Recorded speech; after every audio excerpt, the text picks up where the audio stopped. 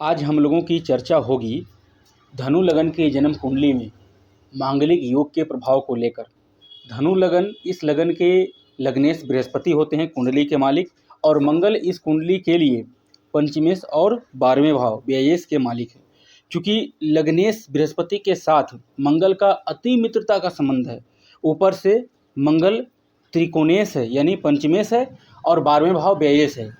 चूँकि व्ययेश है लेकिन मंगल की जो मूल त्रिकोण राशि है मेष राशि, वो है पंचम भाव में। इस वजह से मंगल इस कुंडली के लिए योग कारक ग्रह बने और वो अपनी दशा अंतर्दशा में शुभ फल देंगे। यदि किसी क्रूर या पाप प्रभाव में नहीं है तो अकेले रहेंगे उस स्थिति में, या फिर किसी अन्य शुभ ग्रह की दृष्टि अथवा युति में होंगे उस स्थिति में। अगर लग्न में मंगल होंगे तो ये मंगल व्यक्ति के स्वभाव में थोड़ा सा उग्र जरूर बना देगा, क्योंकि लग्न भी अग्नि तत्व का है और मंगल भी अग्नि तत्व का है।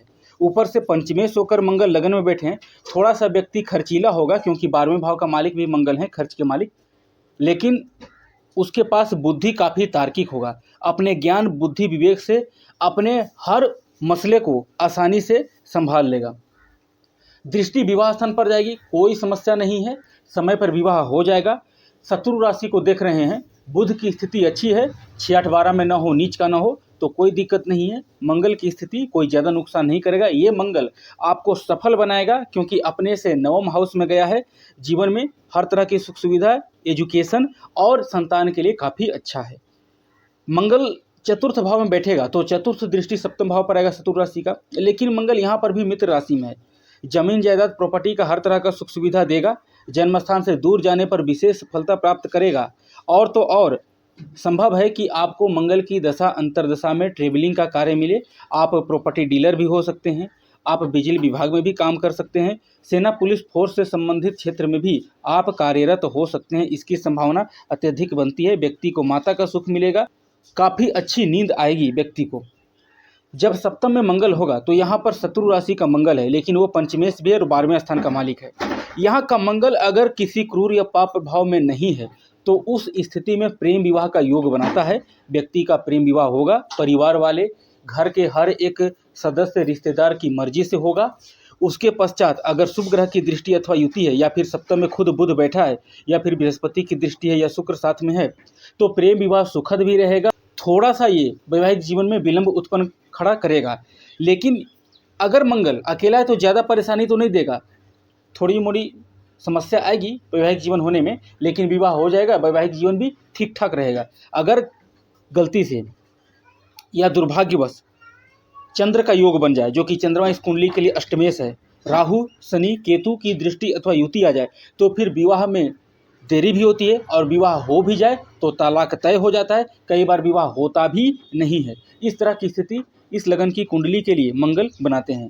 अगर मंगल अष्टम में आएंगे तो यहाँ पर मंगल अष्टम का नीच का हो गया है, और नीच का मंगल मंगलिक दोष नहीं बनाएगा, लेकिन शर्त यह है कि यहाँ पर मंगल किसी क्रूर या पाप ग्रह की दृष्टि में नहीं होना चाहिए। अन्यथा आपके संतान के लिए, आपके एजुकेशन के लिए, आपका खर्चा के लिए आपको हॉस्पिटलाइज कर सकता है, फिजूल का खर्चा कराएगा, फिजूल का व्यय कराएगा, नींद उड़ा देगा, और तो और समस्याएं अत्यधिक देगा अगर क्रूर या पाप प्रभाव में है तो। लेकिन अकेला मंगल है, शुभ ग्रह की दृष्टि अथवा युति है तो फिर ज़्यादा नुकसान नहीं करेगा। हाँ, मंगलिक दोष नहीं होगा, इसके वजह से वैवाहिक जीवन में कोई समस्या उत्पन्न नहीं होगा, लेकिन संतान सुख में कमी कर सकता है। इसके पश्चात आपको एजुकेशन में भी बाधा सामना करना पड़ेगा। द्वादश में मंगल होगा तो किसी भी लिहाजे से मंगल दोष इस कुंडली में नहीं बनेगा, क्योंकि मंगल 12वें स्थान में है। और बृहस्पति अगर कुंडली के लिए अच्छी स्थिति में है, केंद्र में है, त्रिकोण में है, एकादश में है, तो उस स्थिति में यहाँ पर मंगल विपरीत राज्यों का भी निर्माण करेगा, क्योंकि मंगल 12वें स्थान में बैठा है। और वैसे भी मंगल 12वें में है तो पंचम का बल बढ़ा देगा। दृष्टि अष्टम भाव पर आएगी, कोई नुकसान नहीं करेगा। मंगल अकेला मंगल कोई नुकसान नहीं करेगा। अन्य स्थिति क्रूर या पाप प्रभाव में होने पर वैवाहिक जीवन में उतार चढ़ाव या फिर नुकसान देखने को मिल सकता है, या फिर वैवाहिक जीवन में नुकसान उठाना पड़ सकता है। देखिए, कुल मिलाकर ये समझिए कि मंगल दोष जिम्मेवार नहीं होता है वैवाहिक जीवन के लिए, और इस कुंडली में वैसे भी नहीं है, क्योंकि इस कुंडली के लिए योग कारक है। वैवाहिक जीवन खराब है या विवाह नहीं हो पा रही है, उसके पीछे अन्य कारण ये भी है कि हो सकता है सप्तम भाव का जो लॉर्ड है बुध, वो पीड़ित होगा, नीच का होगा, या फिर शनि का प्रभाव, राहु का प्रभाव सप्तम भाव पर होगा। शुक्र की स्थिति कमजोर होगी। केवल मंगल जिम्मेदारी नहीं होगा वैवाहिक सुख है या नहीं उसके लिए। हाँ, मंगल की स्थिति खराब होती है तो जरूर आपको एजुकेशन और संतान संबंधी समस्या देखने को आपके जीवन में मिल सकती है। बाकी कोई वैसा प्रॉब्लम बहुत ज़्यादा मंगल इस लगन की कुंडली के लिए नहीं देगा। मंगल इस कुंडली के लिए बहुत अच्छा ग्रह है और जब तक पीड़ित नहीं होगा, पाप प्रभाव में नहीं होगा, तब तक कोई ज़्यादा दिक्कत नहीं देगा अपनी दशा और अंतर्दशा में।